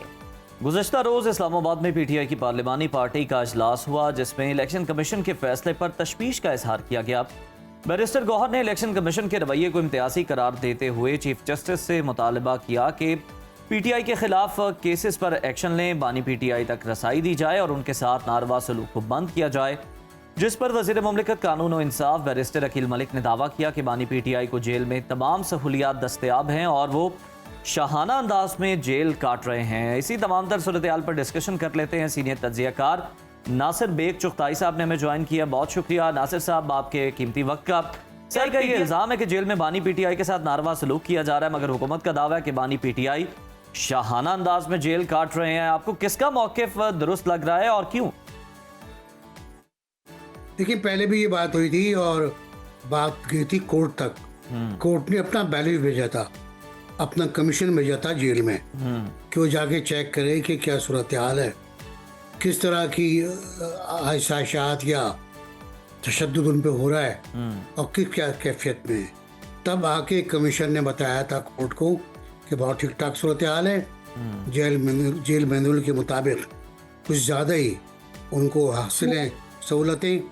अब जो सूरत हाल है वो ये है कि वो कहते हैं कि बुशरा बीबी के साथ बहुत गलत सलूक हो रहा है, उन्हें कीड़े ने काट लिया था, 1 हफ्ता बीमार रहेंगे वो कैद तन्हाई में। और फिर कहते हैं कि कैद तन्हाई में खान साहब भी, और बुशरा बीबी से फैमिली मिल रही है खान साहब से वकील और फैमिली मिल रहे हैं, और फिर ये कैद तन्हाई इस तरह की नहीं होती है मेरा ख्याल है। कैद तन्हाई जो है वो बुनियादी तौर पर एक आइसोलेशन वार्ड होता है जी, जिसमें कोई नहीं जाता, कोई बात नहीं करता, और बाज़ जेलों में तो खाना भी नीचे से ही दे दिया जाता है। तो कुछ बढ़ा के पेश करते हैं, कुछ होगा। यकीन तौर पर जब आप जेल में हैं तो जेल में तो वो सब कुछ नहीं मिलेगा जो घर में मिलता है। सही। यहाँ जो बता रहा है जेलर वो कुछ और है, ये जो बता रहे हैं कि वो नासिर साहब एक और बड़ा कुछ और है। अहम नुक्ता है कि मतलब लेकिन अब बताया जाता है कि इस मेरे दौरान अखबारात बंद हैं, टीवी बंद है, किताबें मुझ तक नहीं पहुंचने दी जा रही, कोई मुलाकाती अगर आ भी जाता है खुशकिस्मती से तो 15 मिनट से ज्यादा मुलाकात नहीं होती। तो फिर ये सारी इंफॉर्मेशन अंदर किस तरह पहुंच रही होती है? जिस तरह जो लाहौर में मिर्जा अफरीदी साहब के घर पर फंक्शन हुआ, उसको उन्होंने बड़ा कामयाब इज्तिमा करार दिया और दीगर इंफॉर्मेशन उन तक पहुंच रही होती है, तो फिर ये सोर्स क्या है, ये किस तरह से उन्हें रसाई हासिल है? देखें, बात सुने, खान साहब का जब दिल चाहता है उनके आर्टिकल अखबारों में छप जाते हैं जी, बैरूनी अखबारों में। खान साहब का जब दिल चाहता है, देखिए जेलर कह रहे हैं कि 412 ट्वीट किए उन्होंने। अब ये तो हद हो गई ना। अगर ये सच है तो, अगर ये सच झूठ है तो उसकी इंक्वायरी होनी चाहिए कि वो कॉलम लिख रहे हैं, ट्वीट कर रहे हैं, वो अपनी मर्जी की खुराक खा रहे हैं। एक मशक्क़ती होता है, उनको बावर्ची दिया गया है, बावर्ची दिया गया है उनको। अगर ये झूठ है तो फिर इसकी इंक्वायरी अदालत कर सकती है। किसी ने कहा कि सहाफ़ियों को जाना चाहिए अंदर, मैं इसकी सख्त मुखालफत करता हूँ। सहाफ़ियों को कोई इख्तियार नहीं है कि वो जेल जाके चेक करें, ये अदालती काम है। अदालत को चाहिए, जिसके पास केस है, सही, कि वो ये फैसला करे कि उसके लोग, कुछ वकील जो गैर वाबिस्ता हों और कुछ सहाफ़ी अगर जाना चाहें तो उन पर मुश्तमिल एक वफ्द अंदर भेजा जाए तो जाके चेक कर ले, अगरचे इसकी जरूरत नहीं है। बिल्कुल ठीक। लेकिन अच्छा नासिर साहब, एक और पहलू है जिसको डिस्कस कर लेते हैं। इलेक्शन कमीशन ने जाली डिग्री केस में जमशेद दस्ती को नाअहल करार दे दिया है। ऑपोजिशन लीडर उमर अयूब की नाअहली का जो रेफरेंस भी इलेक्शन में ज़ेरे समात है। क्या आपको लगता है कि आने वाले दिनों में उमर अयूब की नाअहली भी साबित हो सकती है? उमर अयूब के साथ बड़े मसाइल हैं, बेचारे के साथ गलत बयान देते हैं वो बार बार। उनका एक बयान जो है जंग से एक रोज पहले जी, वो इंतहाई खौफनाक था कि हमारी तोपों में गोले नहीं हैं, हमने सब बेच दिए हैं, हमारे जहाज़ों में पेट्रोल नहीं है। और अगले रोज़ हमने साबित किया कि हमारे पास गोले भी थे और पेट्रोल भी था। तो उनकी डिग्री के बारे में बात है, ये बात नॉमिनेशन पेपर के ज़माने की है। उस वक्त चैलेंज नहीं किया गया, अब चैलेंज किया गया। तो ये आफ्टर थॉट क्या है, ये क्यों सोचा गया है? और उमर अयूब की अब पेशियाँ भी नहीं हो रही हैं कोर्ट में, और जब पेशी नहीं हुई है तो उनकी जो जमानतें थी, जमानत कबल गिरफ्तारियाँ, वो सब मनसूख हो गई हैं। तो वो क्राइसिस में है। लेकिन मैं एक बात करूँगा जो अभी की गई कि फिर लाहौर कैसे पहुँच गए वज़ीर आला साहब खैबर पख्तूनख्वा के, और इतने बड़े फार्म हाउस पर रज्जगा हुआ, खाना हुआ, प्रेस कॉन्फ्रेंस हुई, आपस में फसाद हो गया, झगड़ा हो गया आलिया हमजा से। तो मैं समझता ये हूँ कि अंदर खाना कुछ हो रहा है। आपने शुरू किया था सेनेट के इंतखाबात से जी, तो दरअसल लाहौर का उनका आना एक रियायत थी जिसका उन्होंने जवाब दिया है को शायद अपोजिशन और हुकूमत के तमाम सेनेटर जी, केपी में बिला मुकाबला मुंतखब हो जाएं। ठीक। ये भी एक बात आई है कि 6 सेनेटर्स मिल जाएं केपी गवर्नमेंट को और 5 मिल जाएं अपोजिशन को, जो पोजीशन है। तो ये सूरत हाल है। कल रात भी मीटिंग हुई है, आज भी मीटिंग होनी है। अब बाकी अंदरूनी खाना पीटीआई में क्या हो रहा है, क्या झगड़ा हो रहा है, देखिए आप, जो कुछ सलमान अकरम राजा ने आलिया हमजा के बारे में कहा है जी, वो मैं बतौर इंसान, बतौर सहाफ़ी, बतौर कलमकार, बतौर इंसान, मैं उसको बहुत घटिया समझता हूँ। बिल्कुल, मैं उसको समझता हूँ कि वो बिलो दी बेल्ट अटैक किए उन्होंने, और कभी वो ये नहीं कह रहे थे कि मुझसे उनसे गलती हो गई, मैं माफ़ी मांगता हूँ। उनका इंसान को गुस्सा आता है, गुस्सा इंसानी जबरत का एक हिस्सा है, वो जाहिर कभी कभी हो जाता है। मुझे धक्के दिए जा रहे थे, मुझे गद्दार कहा जा रहा था, तो गद्दार और धमके धक्के देने पर आलिया हमजा कहाँ से आ गई? एनीवे, और यही सब कुछ वकास शेख ने किया था। जी, तो इसको भी नजर में रखें। और दूसरी बात ये है कि जो कंप्रोमाइज होने जा रहा है केपी में सेनेट के इंतखाबात में, उसको भी देखें गौर से कि क्या हो रहा है। बिल्कुल नासिर साहब, इसको देखने की जरूरत है। ये जो आपने दोनों रहनुमाओं की बात की, वकास अकरम साहब की और सलमान अकरम राजा साहब की, इन दोनों के बयानात बड़े अफसोसनाक थे। फिर सलमान अकरम राजा साहब ने तो सहाफ़ियों के बारे में भी जो है वो लबकुशाई की, तो क्या ही बात उन्होंने की है जिसका कोई जवाब भी नहीं है, कोई दलील ही नहीं उनकी बनती जो उन्होंने बात की है। सर, ये इन्हें किस तरह से हक मिल गया कि ये जो पैराशूटर्स पार्टी के अंदर आ गए, जिन्होंने ना सर्दो गर्म देखा, और दूसरी जानिब आलिया हमजा जो कि जिन्होंने मुश्किलात बर्दाश्त की, मसाइब देखे उन्होंने और फेस किया, आप जनाब उन पर ही तनकीद करना शुरू कर दें, आप उन्हें बुरा भला कहना शुरू कर दें और आप उन्हें कॉर्नर करना शुरू कर दें। ये किस किस्म की पार्टी में जमहूरियत है? ये बहुत अफसोसनाक सूरत हाल है और किसी पॉलिटिकल पार्टी में नहीं होनी चाहिए। देखें, आलिया हमजा या शानदा गुलजार या असद कैसर या और दूसरे लोग, ये पार्टी के बानियों में से, पार्टी के बुरे हालात में उनके साथ रहे, बहुत बुरा वक्त देखा है इन्होंने, बहुत बुरा वक्त देखा है। लेकिन ये सलमान अकरम राजा और बैरिस्टर गौहर और ये लोग जो वकला कहते हैं ना, वकील राजाओं का जो दो ग्रुप है, इन्होंने कुछ भी नहीं देखा यार। इन्होंने तो एक दिन की जेल भी नहीं देखी। इनको तो अगर गिरफ्तार किया गया है तो उसी वक्त चंद घंटों बाद बेग साहब हमने लेकिन इनको देखा है कि जब वो तहरीक का कहा गया तो ये फिर गाड़ी में आए और वहीं से बयान रिकॉर्ड करा के हाथ हिला के वापस चले गए। ये तो देखा ना हमने। बिल्कुल ये देखा हमने। ये भी देखा एक जुलसे में आए नहीं सिरे से, तो कहा मैं तंजीमी काम कर रहा था। तो ये सब कुछ हमारे सामने है। और उसके बाद ये बयानात, शेख वकास अकरम कौन सा बानी रुकन है पीटीआई के, ये भी 6 पार्टियों से होकर आए। तो ये पाकिस्तानी सियासत में एक बहुत बुरी मिसाल है, और खासतौर से पीटीआई के लिए, जिस पर ये ऑलरेडी धब्बा है कि वो लेडीज के बारे में, खवातीन के बारे में ज्यादा हसास नहीं है, जो चाहे कह देते हैं। बिल्कुल ठीक है। अच्छा, मजीद आपसे बात करते हैं। अगर आलमी मंजरनामे पर नज़र डालें तो इसराइल ने गज़ा के बाद शाम पर बम्बों की बारिश कर दी है और निशाना बनाया गया एक स्पेसिफिक आबादी को। सैकड़ों अफराद शहीद हो गए हैं। क्या कहेंगे इस पर? ये एक अजीब व गरीब खेल। लेकिन इस वक्त सीरिया पर जो हुकूमत है वो अमेरिका नवाज है। अमेरिका ने उसको तस्लीम किया हुआ है। अमेरिका ने उसके ऊपर से पाबंदियाँ हटा ली हैं। और एक तरफ इसराइल है जो अमेरिका का, बल्कि मैं तो सोचता हूँ कि अमेरिका ने गोद नहीं लिया है इसराइल को, इसराइल ने गोद लिया है अमेरिका को। कल दिन भर मार्क रूबियो परेशान रहे सीरिया और इसराइल की लड़ाई के बारे में, बदनामी की कोशिश करते रहे, कहने के गलतफहमी हो गई है।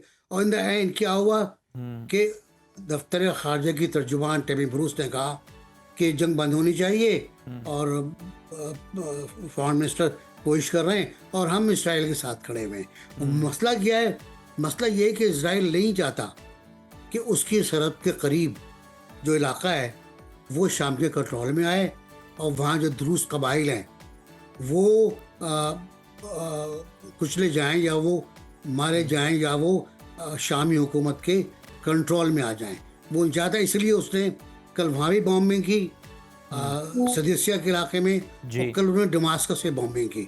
और ये अमेरिका के लिए बहुत शर्मिंदगी की बात है, बहुत। लेकिन मुझे यकीन है कि अमेरिका को शर्मिंदगी नहीं होगी, हरगिज नहीं होगी, क्योंकि कल कह दिया टेमी ब्रूस ने कि हम खड़े हैं इसराइल के साथ। तो उनका जो बुनियादी हलीफ है, जो बुनियादी ग्रुप है, वो इसराइल के साथ है, वो सीरिया के साथ नहीं है। सीरिया के अल-शरा ने फिर एक सवाल तो यहाँ पर ये बनता है ना कि अगर इसराइल ने अमेरिका को ही गोद ले लिया है, उलट हो गया मामला, तो फिर रोकने वाला कौन है इसराइल को? इसराइल को देखे ना, कल सवाल किया है जी ईरानी वजीर खारजा ने कि दमास्कस पे तो अटैक हो गया, अब किसकी बारी है? देखें गारंटर कौन थे? सऊदी अरब, मुत्तहिदा अरब इमारात, ये गारंटर थे इस पूरी बगावत के बाद, बगावत की कामयाबी के। हाफिज उल असद और के बेटे के फरार के बाद उन्होंने बड़े जुल्म किए यकीनी तौर पर। शाम के साथ जो जुल्म असद फैमिली ने किए वो भी बहुत खतरनाक है। लेकिन ये कि उसके बाद गारंटर कहाँ गए जिन्होंने कहा था कि जी अमन रहेगा, अमन कायम रहेगा, शाम तरक्की करेगा, शाम की एक फौज होगी, शाम की एयरफोर्स होगी। कहाँ हैं लोग? सिर्फ अरब अमारात ने वही है जो गजा के साथ हो रहा है, क्या मजम्मत करते हैं, उन्होंने मजम्मत कर दी, खत्म हो गई बात। तो मेरा ख्याल ये है कि गजा के बाद पॉसिबली सीरिया का वो इलाका जो इसराइल के साथ मिलता है, जोलान का इलाका, वो टारगेट बनने वाला है और अमेरिका उसके लिए कुछ नहीं करेगा। बिल्कुल ठीक है, ये इलाका जो है ये निशाना है। और यकीनन जो गारंटर्स हैं जिन्होंने बीच में पढ़ के मुसालियत करवाई थी, गारंटियां दी थी, जमानतें दी थी, उन्हें भी अपनी अथॉरिटी जो है वो मनवानी चाहिए अगर कुछ उनके पास है, क्योंकि उनके गारंटर बनने पर भी बहुत ज़्यादा सवालात उठ रहे हैं जो कि उनके अपने लिए भी ठीक नहीं है। प्रोग्राम के सिलसिले को आगे बढ़ाते हैं, बात कर लेते हैं सोशल मीडिया की। तो आजकल सोशल मीडिया सिर्फ राब्ते का ही जरिया नहीं बल्कि लाखों अफराद के लिए कमाई का एक बड़ा जरिया भी बन चुका है और यूट्यूब इस मैदान में सबसे नुमाया प्लेटफॉर्म है। दुनिया भर में लाखों लोग रोजाना की बुनियाद पर इस पर वीडियोस अपलोड करते हैं, रोजगार कमाते हैं, मगर अब यूट्यूब ने अपनी मोनेटाइजेशन पॉलिसी में बड़ी तब्दीलियां कर दी हैं जिनका मकसद गैर मेयारी, कॉपीशुदा और मसनूई जहानत से बनाए गए वीडियोस की हौसला शिकनी करना है। नई पॉलिसी के तहत वो सार्फिन जो दूसरों के मवाद को बगैर किसी वाज़े तब्दीली या तख्लीकी इजाफे के साथ अपलोड करते हैं या AI टूल्स के जरिए वीडियो तैयार करते हैं, वो अब YouTube से कमाई के अहल नहीं होंगे। YouTube ने वाजे कर दिया है कि ऐसे मवाद को तरजीह नहीं दी जाएगी जो तख्लीकी पहलू से खाली हो या पहले ही बड़े पैमाने पर इंटरनेट पर गर्दिश कर रहा हो। ये इक़दामात YouTube पर मौजूद मवाद के मियार को बेहतर बनाने और हकीकी तख्लीकारों की हौसला अफजाई के लिए किए गए हैं। इसी पर बात कर लेते हैं, हमारे साथ मौजूद हैं मीडिया एक्सपर्ट फहद मलिक साहब। बिल्कुल, और फहद बहुत शुक्रिया आपकी मौजूदगी का। मैं आपसे जानना चाहूँगी कि YouTube की ये जो मोनेटाइजेशन के हवाले से नई पॉलिसी आई है, इस पर क्या कहेंगे और कई बड़ी तब्दीलियाँ देखने में आई हैं, उनके बारे में क्या कहेंगे, बताइएगा। आप देखें, थोड़ा सा मिसकॉन्सेप्शन है जब से YouTube की नई पॉलिसी 15 जुलाई से इम्प्लीमेंट होने की बात हो रही है। AI कंटेंट पे बात बहुत ज़्यादा लोग कर रहे हैं। मैं सिर्फ क्विकली वो पॉलिसी पढ़ देता हूँ ताकि हम फिर आगे उस पर बात कर सकें। YouTube कहता है कि we are making a minor update to our repetitious content policy to better clarify this includes content that is repetitive और mass produced. We are also renaming this policy from repetitious content to inauthentic content. This type of content has always been ineligible for monetization under our existing policies. हमेशा से YouTube की ये policy रही है कि वो तमाम कंटेंट जो किसी थर्ड पार्टी सोर्स से लिया गया हो और जो खुद से क्रिएट ना किया गया हो उसको मोनेटाइज नहीं करने दिया जाता। इस एक पॉलिसी में सिर्फ एक नई चीज़ ऐड हुई है, वो ये कि वो तमाम लोग जो ऐसा कंटेंट प्रोड्यूस कर रहे हैं जिसमें मेहनत नहीं है, यानी कि मैंने 10 तस्वीरें जोड़ी, उनके पीछे म्यूज़िक लगा दिया या AI बेस्ड एक वॉइस ओवर उठा लिया जो फ्री ऑफ कॉस्ट था, जिसका लाइसेंस नहीं है, यानी आपने 10 लोगों ने एक ही सोर्स से वॉइस ओवर लिया, उसी आवाज़ को इस्तेमाल किया, तो वो कंटेंट मोनेटाइजेबल नहीं है। अदरवाइज़ AI बेस्ड कंटेंट अब भी मोनेटाइज हो सकता है। लाइसेंस्ड कंटेंट यानी जिसमें आप किसी वॉइस ओवर का लाइसेंस लें, अपनी आवाज़ का क्लोन करें, उसको स्क्रिप्ट दे के उससे बात करें, वो सारी चीज़ें अब भी वैलिड हैं। ये एक छोटी सी क्लैरिफिकेशन थी जो इंटरनेट पे काफ़ी टाइम से मैं देख रहा हूँ। AI बेस्ड कंटेंट अब भी मोनेटाइजेबल है। अच्छा फहद, हमें ये भी बताइएगा कि अगर हम माली तौर पर बात करें तो YouTube में की गई तब्दीलियाँ आम सारिफ के लिए फ़ायदेमंद होंगी या फिर नुकसानदेह? देखें, आम सारिफ जो YouTube का कंज्यूमर है उसके लिए फ़ायदेमंद इस तरह से होंगी कि अब आपको सिर्फ क्वालिटी कंटेंट YouTube पे मिलेगा। जो क्रिएटर्स हैं यानी जो लोग YouTube पे वीडियोस अपलोड करते हैं उसमें ये ड्यूअल पॉलिसी हो सकती है, क्योंकि वो तमाम लोग जो मेहनत के बगैर यानी इजी कंटेंट अपलोड करते हैं उनके लिए नुकसानदेह है। अच्छे क्रिएटर्स जो मेहनत के साथ अपना कंटेंट प्लान करके, अच्छी वीडियो एडिटिंग करके, अच्छे ग्राफिक्स इस्तेमाल करके यूट्यूब पे कंटेंट डालते हैं, उनको मोनेटाइजेशन फ़ायदा देगी। लेकिन वो छोटे क्रिएटर्स जो बस पैसे कमाने के लिए हर किस्म का कंटेंट डाल देते हैं, वो उनके लिए मसाइल पैदा होंगे। बट एज कंज्यूमर्स आपको क्वालिटी कंटेंट मिलेगा। अच्छा फहद, ये भी बताइएगा कि आपके ख्याल में ये तब्दीलियाँ YouTube पर मेयारी मवाद को फ़रोग देंगी या मवाद बनाने वालों के लिए एक नई मुश्किल खड़ी कर सकती हैं, डीमोटिवेट कहीं ना कहीं उनको कर सकती हैं? क्या लगता है आपको? छोटे कंटेंट क्रिएटर्स के लिए डेफिनेटली चैलेंजिंग होगा, क्योंकि लोग मुख्तलिफ सोर्सेज से, जैसे यूट्यूब पे एक कंटेंट की कैटेगरी होती है कमेंट्री या रिएक्शन वीडियोस, वो वीडियोस अब भी क्रिएट की जा सकेंगी, वो कंटेंट अब भी चलेगा। लेकिन अगर आप, जैसे यूट्यूब ने अपनी पॉलिसी में स्टेट किया है कि अगर आप ऐसा कंटेंट बनाएंगे जिस पे मेहनत नहीं की गई या जो रेपिटेटिव पैटर्न्स पे है, यानी एक यूट्यूब चैनल है जो दिन में 10 वीडियोस अपलोड करता है और वो 10 वीडियोस तस्वीरों का एक स्लाइड शो है, उसके पीछे कोई म्यूज़िक लगा हुआ होता है या उसके पीछे कोई वॉइस ओवर चल रहा होता है, उस किस्म का कंटेंट अब अलाउड नहीं होगा। सो क्रिएटर्स के लिए चैलेंजिंग होगा, लेकिन मेयारी कंटेंट इवेंचुअली आपको मिलेगा। छोटे कंटेंट क्रिएटर्स जो मेहनत के बगैर कंटेंट डालते हैं उनके लिए मुश्किलात पैदा होंगी। अच्छा फहद, ज़रा कैटेगराइज कीजिएगा वो कौन सा असल और मुस्तनद मवाद है जिसे यूट्यूब तरजीह देगा? देखें, हर वो मवाद जो फिज़िकली शूट किया गया हो, यानी वीलॉग्स या जिसमें लोग अपनी कहानियाँ बताते हैं, वो एलिजिबल है। आप अपना AI बेस्ड कंटेंट भी अपलोड कर सकते हैं, जिसमें आप, जैसे AI में एक है मेटा का AI, जिसमें लोग प्रॉम्प्ट देते हैं और वहाँ से तस्वीर निकालते हैं, उसके पीछे म्यूज़िक लगा के अपलोड कर सकते हैं, वो नहीं अलाउड होगा। लेकिन वो तमाम AI बेस्ड कंटेंट, जैसे गूगल की VO3 के ज़रिए आप वीडियोस बना रहे हैं या आप किसी पेड टूल से वीडियोस बना के उन वीडियोस पे एक स्टोरी बिल्ड कर रहे हैं और वो स्टोरी नरेट हो रही है एक ऐसे वॉइस ओवर के थ्रू जिसका आपके पास लाइसेंस है, यानी वो फ्री वाला नहीं है। लाइसेंस्ड की बात मैं सिर्फ इसलिए कर रहा हूँ कि जो फ्री वाले वॉइस ओवर्स टूल्स होते हैं वो 10 लोग मुख्तलिफ आवाज़ों, मतलब सेम आवाज़ में 10 मुख्तलिफ चैनल्स इस्तेमाल कर रहे होते हैं, तो उसकी ऑथेंटिसिटी या उसकी ओरिजिनलिटी ट्रेस करना मुश्किल होता है, इसलिए यूट्यूब ने उसको मना किया है। अदरवाइज़ आप AI based voice overs, quality के voice overs, AI based video generations, AI based story telling या फिज़िकली अपना शूट किया हुआ कंटेंट जिसमें व्लॉग्स और वो बाकी सारी चीज़ें हैं, वो आप आराम से अपलोड कर सकते हैं। The only problem with this policy is it does not allow inauthentic content या रेपिटिशियस कंटेंट, यानी वो तमाम कंटेंट की फॉर्म्स जिसमें मेहनत नहीं की गई और वो मतलब बार बार आप एक ही पैटर्न को फॉलो कर रहे हैं। बिल्कुल ठीक है। अच्छा फहद, कोई टिप्स एंड ट्रिक्स देना चाहें उन लोगों को जो नया यूट्यूब चैनल बनाना चाहते हैं और चाहते हैं कि बहुत टाइम पर और बहुत कम अरसे में वो मोनेटाइज कर सकें, कोई टिप्स देना चाहेंगे? क्या मशवरा देंगे, क्या रिकमेंडेशंस होंगी? यूट्यूब में इस वक्त तकरीबन 4-5 कैटेगरीज़ हैं जो बड़ी तेज़ी से ग्रो कर रही हैं, जिसमें पहली कैटेगरी है स्लीप मेडिटेशन की। suno.ai एक फ्री का टूल होता है जिस पे आप म्यूज़िक क्रिएट कर सकते हैं, relaxing AI based music create कर सकते हैं जो रिलैक्सिंग होता है। आप वो मुख्तलिफ रिलैक्सिंग म्यूज़िक्स क्रिएट करके उसको एक यूट्यूब चैनल की फॉर्म दे के लोगों को मतलब लोग रात को सोने से पहले, बहुत सारे लोगों की आदत होती है वो मेडिटेशन का म्यूज़िक लगाते हैं, उनको नींद अच्छी आती है।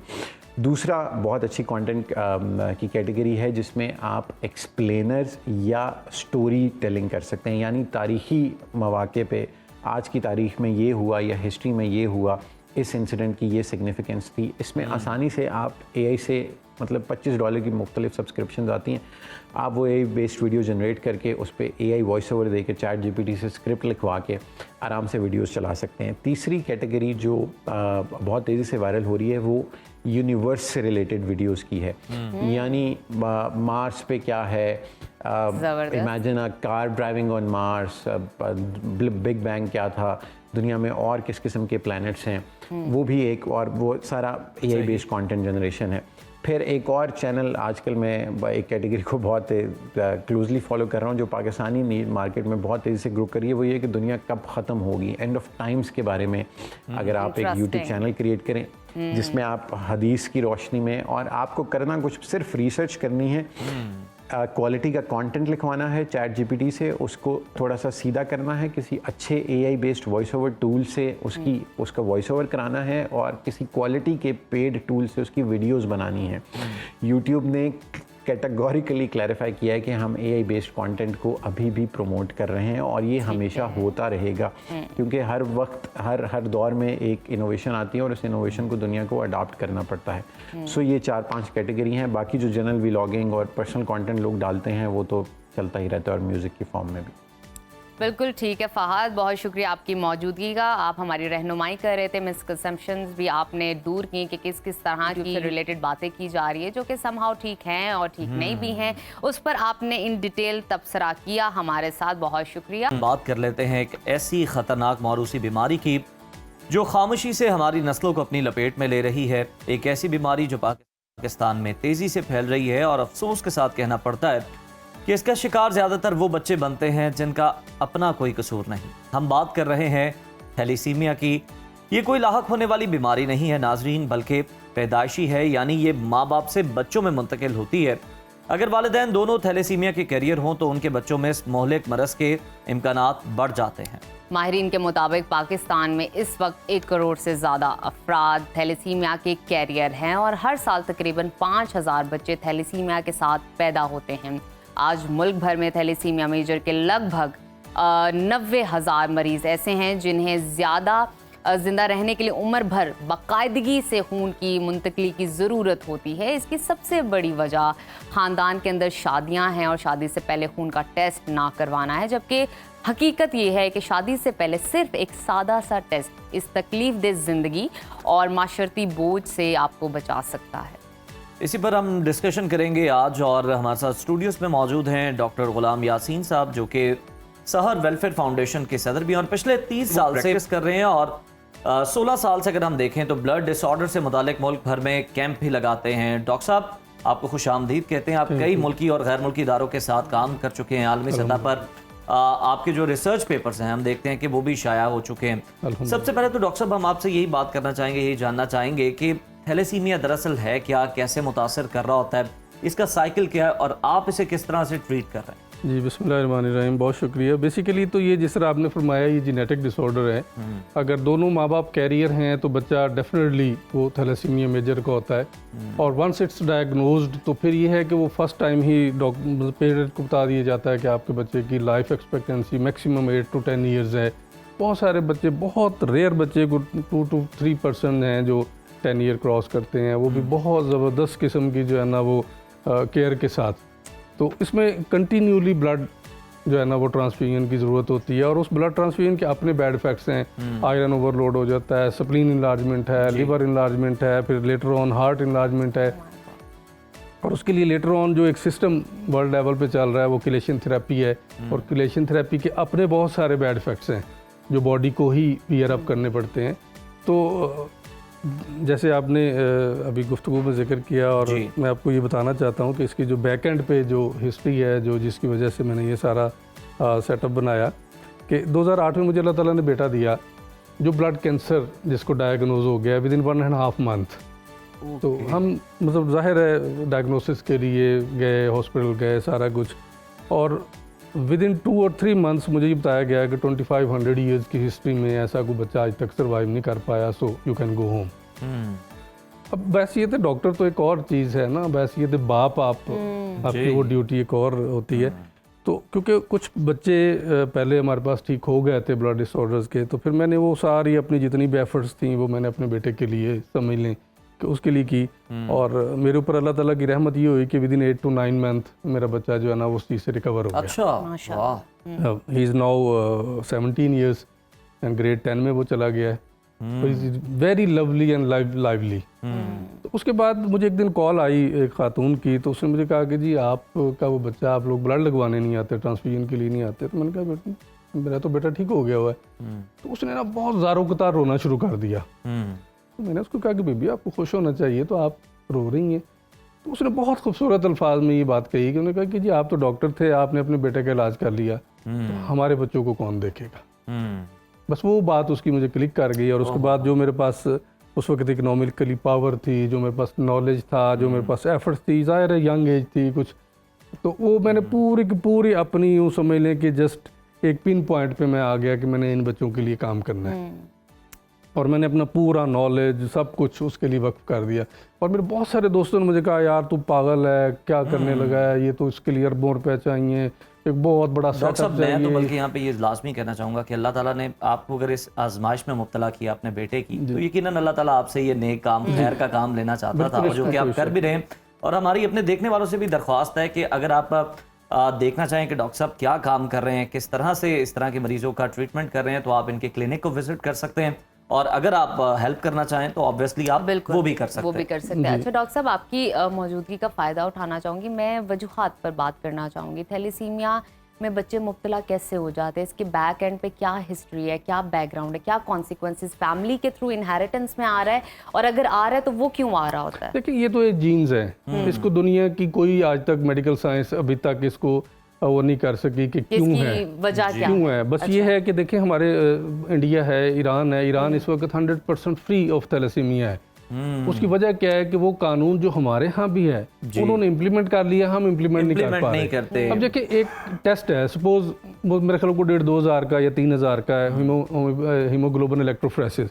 अगर शादी से पहले बच्ची और बच्चे का करवा लिया जाए तो मेरा नहीं ख्याल कि कोई इसमें बुराई है। और देखें अब पहला बच्चा होता है बेटा बेचारों का, नया नया अभी जोड़ा शादीशुदा होता है, और वो पहले बच्चे में ही फंस जाते हैं। और उस फंसने का मतलब ये है कि अब माँ तो सारी जिंदगी के लिए गई, बाउंड हो गई जिंदगी उनकी, बाप तो निकल जाता है बिजनेस पे, कारोबार पे, काम पे, शॉप पे।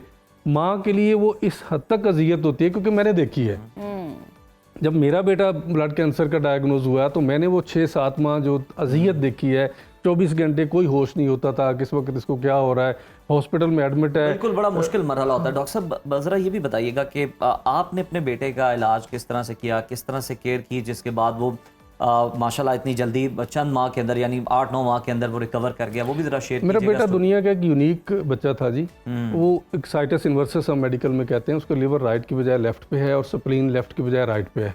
हार्ट ऐसे होता है उसका टोटली डेक्स्ट्रोकार्डियम कहते हैं, उल्टी शेप में है, सही। उसका पेंक्रियाज नहीं है। तो उस वक्त 2008 में वर्ल्ड लेवल पे ओनली 27 केसेस वाज रिकॉर्डेड। एक पाकिस्तान में जेलम का था और सेकंड वाज माय सन।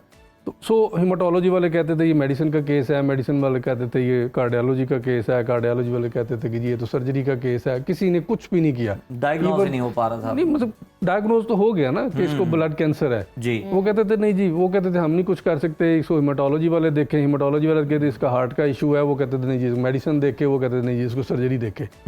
तो सो मैंने अपनी होम्योपैथिक मेडिसिन जो पहले भी मैं यूज़ कर चुका था, जो 200-250 साल से एज इट इज़ आ रही हैं, ना कोई बैन है, ना उनको कोई बैड इफेक्ट है, ना कोई साइड इफेक्ट है, उन्हीं में से कुछ चूज़ करके मैंने उसकी पोटेंसी को थोड़ा बहुत अपनी जो समझ मुझे अल्लाह ताला ने उस वक्त दी उसको मैंने चेंज करके तो अपने बेटे में दी। तो मेरा ख्याल है कि 1 माह और 3-4 दिन बाद हम ट्रैवल कर रहे थे कहीं, तो फर्स्ट टाइम मेरी बीवी ने मुझे बताया कि इसका कलर आज वाइटिश से पिंक होना शुरू हो गया, क्योंकि उसमें रेड ब्लड सेल कैंसर था, PRCA हम इसको बोलते हैं, प्योर रेड सेल एप्लीजिया। तो वो बिल्कुल वाइट था, उसमें ब्लड नाम की कोई चीज़ नहीं नज़र आती थी। तो फर्स्ट टाइम 1 महीना और 3-4 दिन बाद हमें मेरी बेगम ने बताया कि इसका आज कलर पिंक नज़र आ रहा है जी। तो वो अल्हम्दुलिल्लाह हमने उसको कंटिन्यू रखा, और वो 7-8 माह के बाद जब रिपोर्ट्स करवाई अल्हम्दुलिल्लाह तो वो रिपोर्ट्स आलमोस्ट उसकी HB जो 5.4 5.2 रहती थी तो वो 11.8 तक चली गई। अच्छा डॉक्टर साहब ये ज़रा हम लास्ट में आपसे ही चाहेंगे कि थैलेसीमिया के बच्चों के लिए ब्लड डोनेशन जो है, ब्लड इकट्ठा करना, ये बहुत बड़ा चैलेंज होता है। माशरे के लिए आप क्या मैसेज देना चाहेंगे लास्ट में? देखिए मैं तो ये कहता हूँ कि बजाय इसके कि एक आर्टिफिशियल उसको सपोर्ट दी जाए जी, अगर हमें गवर्नमेंट किसी सेंटर में 1 साल के लिए जगह दे दे, हम 1 रुपया नहीं लेंगे, कोई TADA कोई मेडिसिन कोई चार्जेस नहीं लेंगे, 1 साल हमें सारे बच्चों को ट्रीटमेंट दें। अगर 40-55% तक हमारे रिजल्ट आए तो हमें वो कंसीडर करें, अदरवाइज बेशक किक आउट कर दें। हम ये चाहते हैं कि बजाय इसके कि अब मैंने अपनी ज़िंदगी में अभी तक इन 15-16 सालों में मेरा ख्याल है कि 30,000 ब्लड बैग बचाए हैं, कि बच्चों को जो 15 दिन बाद लगता है वो 1 महीने 1.5 महीने तक चला गया है। सही। अब हम कौम को इस हवाले से सपोर्ट भी कर रहे हैं, और वो बच्चा जिसको ब्लड लगना था और उसका आयरन लेवल, फेरेटिन लेवल बहुत ज़्यादा होना था, लिवर और स्प्लीन पे इतना बोझ पड़ना था, वो भी हमने रिड्यूस कर दिया। तो अगर हम ये इतनी बड़ी एक्सरसाइज करोड़ों अरबों रुपए लगा के तो जो बच्चों को भी वो डेथ जोन में भेज देते हैं, रेड जोन में भेज देते हैं, तो अगर होम्योपैथी इस्तेमाल कर ली जाए, मेरा ख्याल है कि दुनिया की एक बहुत बड़ी ये हमारी कामयाबी होगी, और उन बच्चों के लिए एक बहुत बड़ा तोहफा होगा कि अगर उनको होम्योपैथी दी जाए। और उनको केस हमारे सामने है, आपने बहुत सारे जो हैं वो लोग हैं उनका ट्रीटमेंट भी किया जो कि इससे शिफायाब भी हुए हैं, तो यकीनन एक आज़मूदा चीज़ है, और इस पर हुकूमत को इस तजवीज़ पर गौर करना चाहिए, ज़रा थोड़ी सी तवज्जो देनी चाहिए। हो सकता है कि बहुत सारे जो बच्चे हैं वो जो हम देखते हैं कि बड़े संगीन नताइज निकलते हैं इस बीमारी के, उससे बच सके। बहुत शुक्रिया डॉक्टर साहब आपकी आमद का। नाजरीन ये था हमारा आज का प्रोग्राम, उम्मीद है आपको पसंद आया होगा। अपनी राय से मुतालिक हमें ज़रूर आगाह कीजिए कि आप देखना चाहते हैं मजीद, वो भी हमें बताएं और लाजमी कमेंट किया करें। और इसके साथ बहुत ज़रूरी है आपका कमेंट, और अपने घर वालों का बहुत सारा ख्याल रखिए।